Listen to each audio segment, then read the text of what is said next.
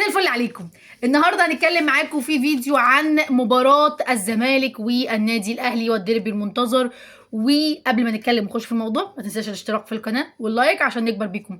اول حاجه، انت كزمالك واهلي كل الفريقين ليهم دوافع، واحنا كزملكاويه اتعودنا ان احنا ما نستهونش بالخصم خالص ولا نقلل منه، حتى لو بتلاعب فريق في درجه رابعه لازم تعمل له كل الاحترام والتقدير. ومش معنى ان الاهلي واقع فنيا او نفسيا او كل الكلام ده ان انت تستقل او تستهون بيه، مش احنا اللي بنعمل كده ها.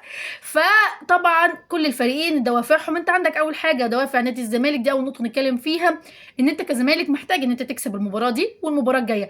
انا المباراه دي ماليش دعوه بقى اهلي غير اهلي، ان شاء الله لو كنت بلعب سيراميكا وسموحه المباراتين الجايين انا عايز اكسبهم عشان ناخد الدوري المصري، مش عشان خاطر الاهلي وكده. فانت محتاج ان انت تكسب النقط دي، تكسب المباراه دي عشان تاخد 3 نقط، والمباراه اللي بعدها ان شاء الله تكسبها عشان تحتفل بالدوري المصري ويبقى عوض ربنا ليك عن كل المرار اللي شفناه في اول السيزون.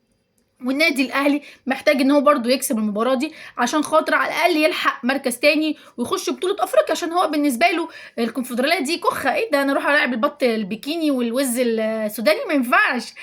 وكمان يصالح جمهوره. فانت الفريقين نازلين، كل الفريق الاثنين نازلين مشحونين، وبالذات ان انت كزمالك اتعادلت مع انبي، والتعادل برضو كان يزعل. انت لو كنت كسبته كانت هتفرق النقطتين دول معاك جامد، وكنت ممكن تنزل المباراه دي مرتاح شويه. بس الحمد لله كل ما يعمل الخير، وان الاهلي لسه خسران من بيراميدز بثلاثيه نظيفه، يعني كانت فضيحه الصراحه كرويه غير عاديه يعني. فهنا ليه دوافع نازل عشان هنا ليه دوافع. فنتمنى ان كل الفريقين طبعا يحترموا بعض في ارض الملعب ونشوف مباراه ممتعه كرويا. دي اول نقطه. تاني نقطه معانا، جرت العاده ان الفريق اللي بيبقى نازل هو المسيطر واقوى نفسيا كجمهور وكاجواء عامه كاتموسفير عامه هو اللي بيخسر. فيا جدعان يا زملكاويه نهدى كده شويه، علشان احنا الفتره دي احنا كزملكاويه شايطين دايسين على وش الاهلاويه جامد جدا، وهم يعني مش عارفه ودوا كراحتهم فين، منكسرين. واحنا لا، احنا لو كسبنا يبقى كويس ونشكر ربنا. فاهدوا كده شويه علشان خاطر دي العاده بتاعتنا كلنا كزمالك، ولا اللي بيبقى مسيطر نفسنا هو اللي بيخسر، فاحنا عايزين ايه؟ نكسب. فاهدوا. دي تاني نقطه. تالت نقطة وهي الإصابات.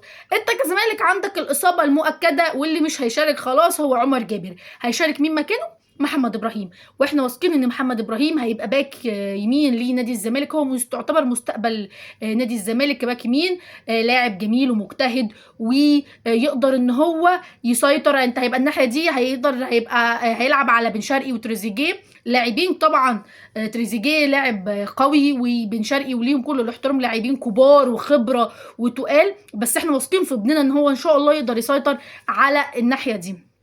في النادي الاهلي عندك الاصابات، الغيابات هتبقى عندهم، عندك ياسر ابراهيم للاصابه، ومحمد هاني لتراكم الانذارات. بس هم بيقولوا بقى ان محمد ان هيلعب في الحته دي، انت ممكن يلعب احمد عيد، عمرو الجزار. بس هم مش واثقين في احمد عيد قوي، فممكن يلعبوا حسين الشحات مكان احمد عيد كباك، مكان هاني، وعمرو الجزار مكان ياسر ابراهيم. هم ناس عندهم بدل البديل 10، لكن انت كزمالك ما عندكش. احنا نشكر ربنا ان احنا عندنا بديل لعمر جابر. لكن لو حد مثلا زي، عشان الناس اللي زعلت ساعه مباراه انبي لما طلع اخوان 2000، انت ليه طلعته؟ الراجل ده لو كان قاعد دقيقه كمان هيتصاب، وما عندكش بديل ليه. مين هيلعب بديل ليه؟ مفيش. عندك ناصر منسي وعدي الدباغ بيلعبوا هم مصابين، عشان انت يعتبر مفيش بدايل ليهم برضو. فكل ده انت كزمالك وبكل اللي انت فيه ده، انت برضو فريقك يعتبر مفيش بدايل، والدنيا عندك يعني احنا لولا توفيق ربنا وان اللعيبه عندنا رجاله فالدنيا ماشيه، علشان خاطر اللعيبه صدقت قيمه التيشيرت اللي هي لابساه، صدقت يعني ايه زمالك، يعني ايه تاريخ، مشيت ورا مدير فني راجل ابن النادي على حق، قدر فعلا يعلي طموحنا احنا كزملكاويه، من بعد ما كانت اقصى طموحنا ان احنا نطلع مركز ثالث عشان بس يبقى اسمنا شكلنا حلو، اللي بقينا نطمح ان احنا عايزين الدوري المصري، من بعد ما كانت طموحنا ان احنا نعدي بس من دوري المجموعات عشان ما تبقاش برضو فضيحه في الكونفدراليه. انت وصلت نهائي الكونفدراليه وان شاء الله تاخد الكونفدراليه. مدرب ادانا امل يعني جامد، واحنا بندعمه واقفين معاه، واقفين مع اللعيبه اللي صدقته ومشيت وراه، علشان قدر اللعيبه دي قدروا ان هم ياخدوا المباراه بمباراتها. فاتمنى ان اللعيبه وكابتن معتمد جمال نازلين مركزين، عاملين للخصم كل الاحترام والتقدير.